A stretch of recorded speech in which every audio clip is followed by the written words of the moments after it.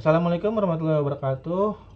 Perkenalkan, kita dari kelompok mata kuliah jaringan pengantar jaringan komputer yang terdiri dari Muhammad Sirojul Anam, Muhammad Yusuf Rafsanjani, dan Teresia Irma Cahyani.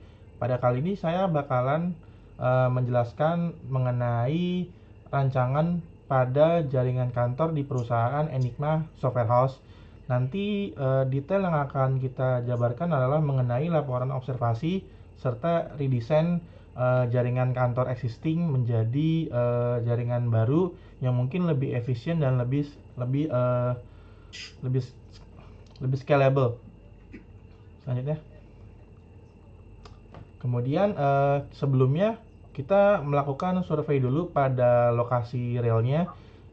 Di sana itu existing perangkat yang ada terdiri dari apa aja.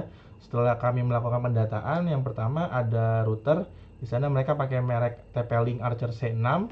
Kemudian mereka cuma pakai single switch merek D-Link D1024D.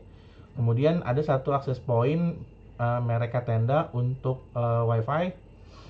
Kemudian ada server, kita pakai Dell di sana untuk deploy aplikasi-aplikasi internal. Kemudian ada printer yang terhubung dengan WiFi yang bisa diakses oleh semua PC karyawan. Kemudian ada komputer-komputer karyawan yang menggunakan merek Lenovo ThinkCenter. Kemudian untuk modem yang terhubung ke WiFi ada pakai ZTE F609. Next. Nah, kemudian setelah kami gambarkan existing yang ada di sana, ternyata mereka menggunakan topologi star yang sangat sederhana, di mana addressing semuanya itu menggunakan DHCP. Jadi semua perangkat yang ada di sana bakalan dapat IP secara otomatis. Jadi mereka tidak perlu menginput static IP manual dan mereka pakai /24 untuk segmennya. Di sana kebetulan belum ada VLAN, jadi mereka benar-benar melakukan routing switching pada switch. Kemudian di sana ada WiFi dengan SSID namanya kantor Enigma, dan dia pakai firewall bawaan dari routernya aja, dan kebetulan mereka belum ada remote access. Next.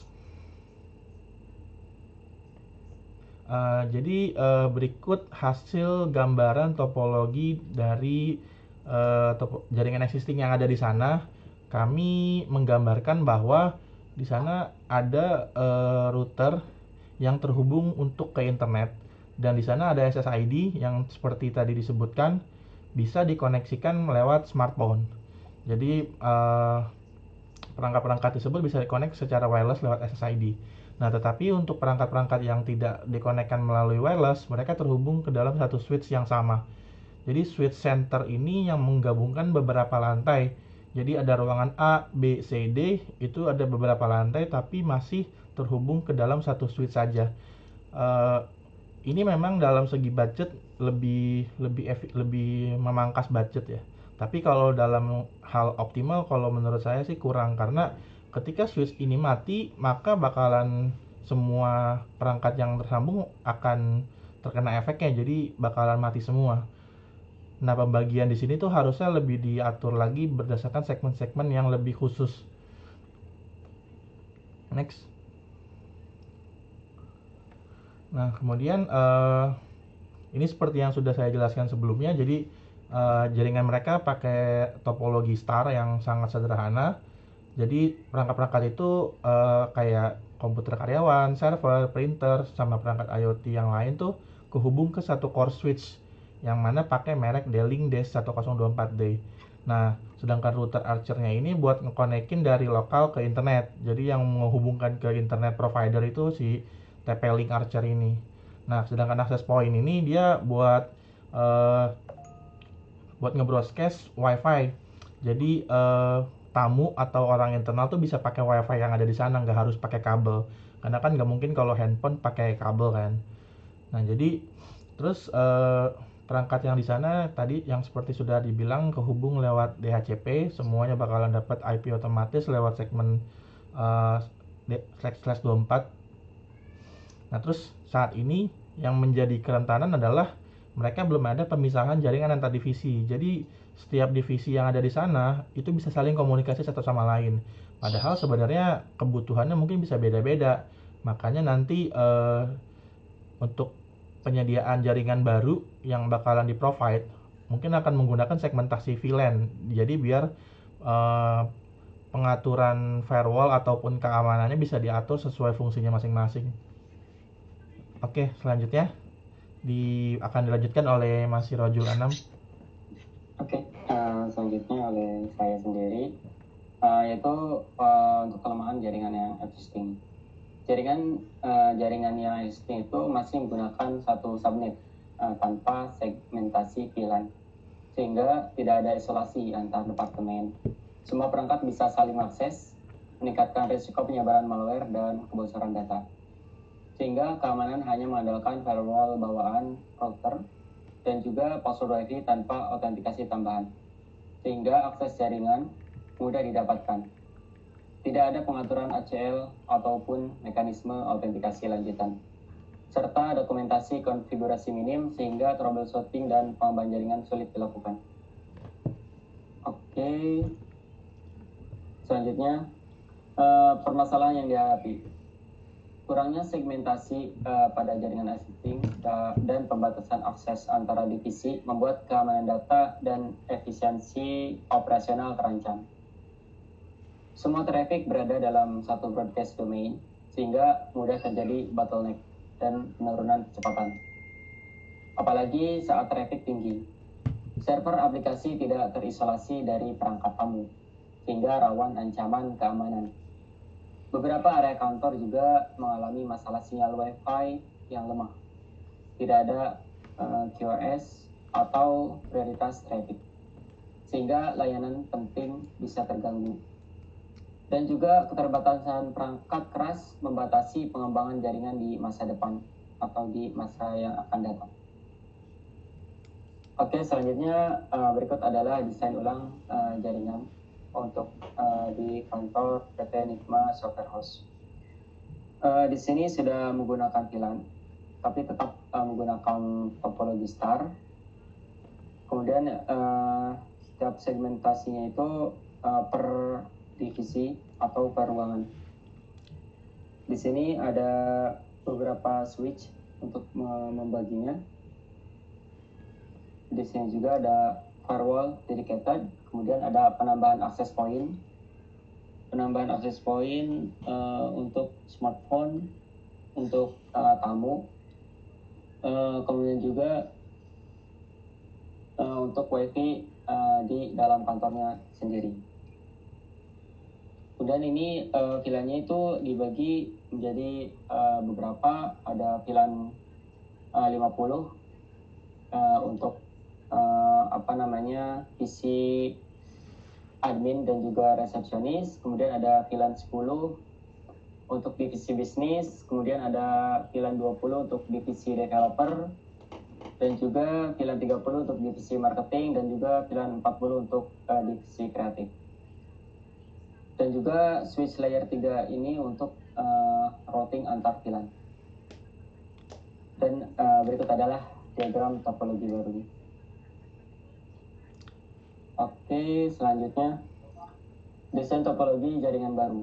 Jaringan baru ini menggunakan konsep layered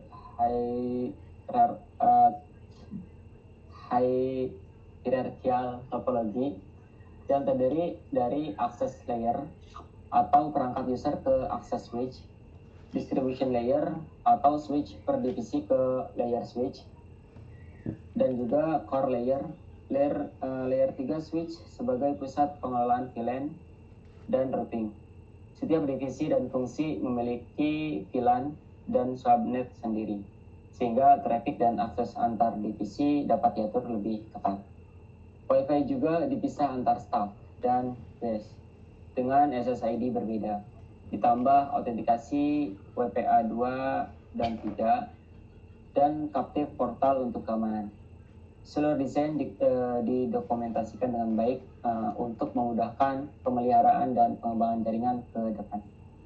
Oke, selanjutnya akan dilanjutkan oleh Mbak Teresi.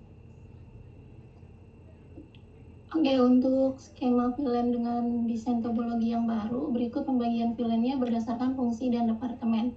Untuk VLAN 10 di divisi bisnis dengan subnet 192.168.10.0/24 dan yang dapat mengakses adalah VLAN 60 atau server dan WiFi intranet. Lalu untuk VLAN 20 divisi developer ada 192.168.20.0/24 dengan akses yang diizinkan ya VLAN 30, 40, 60 dan WiFi intranet. Lalu ada VLAN 30 di marketing dengan subnet 192.168.30.0/24 dengan VLAN yang diizinkan dengan VLAN 20, 40, 60 dan WiFi intranet. Lalu untuk VLAN 40 di divisi kreatif dengan subnet 192.168.40.0/24 dengan akses yang diizinkan di VLAN 20, 30, 60 dan WiFi intranet. Lalu VLAN 50 untuk Quest dengan subnet 192.168.50.0/24 yang diizinkan hanya akses VLAN 50 aja, Quest aja. Lalu ada 60 yaitu divisi server atau infra dengan subnet 192.168.60.0/24 yang bisa diakses oleh VLAN 10, 20, 30 dan 40.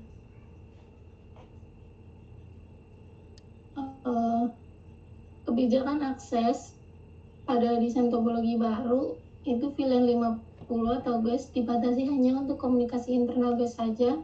Lalu VLAN 10 untuk bisnis hanya dapat mengakses server aplikasi VLAN 60 dan WiFi intranet dan tidak diperbolehkan mengakses VLAN lain. Lalu untuk VLAN 20, 30, 40 dapat saling mengakses dan juga mengakses server intranet dan WiFi internal. Untuk VLAN 60 atau server hanya dapat diakses oleh VLAN 10, 20, 30, dan 40 dan tidak terbuka ke VLAN 50 atau GES. Next.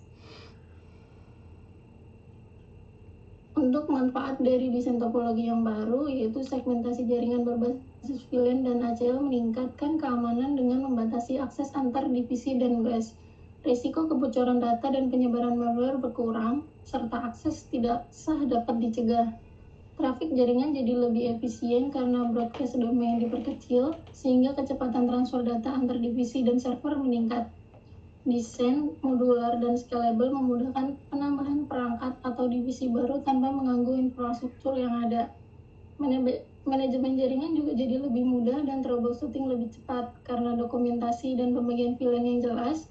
Jaringan GES benar-benar terpisah membuat data perusahaan tetap aman meski menerima tamu. Next. Untuk keunggulan dari desain topologi baru yang sudah diterapkan di perusahaan Enigma Software, yaitu desain jaringannya memiliki segmentasi jelas antar divisi sehingga akses data dan aplikasi lebih terkontrol sesuai kebutuhan kerja. Layer 3 switch memungkinkan komunikasi antar VLAN dengan performa tinggi dan latensi rendah. Mendukung aplikasi bisnis kritikal, kebijakan akses yang ketat dan isolasi VLAN GES meningkatkan keamanan dan compliance. Dukungan teknologi modern seperti SSID terpisah, autentikasi WPA 2 atau 3 Active Portal, serta dokumentasi lengkap membuat jaringan siap menghadapi kebutuhan masa depan, audit, dan pengembangan lebih lanjut.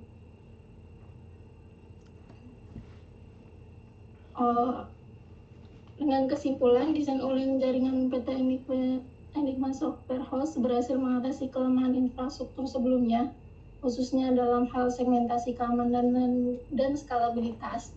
Penerapan VLAN dan topologi hierarchical layer meningkatkan isolasi antar divisi, keamanan akses, serta ekstensi jaringan. Desain baru ini diharapkan mampu memastikan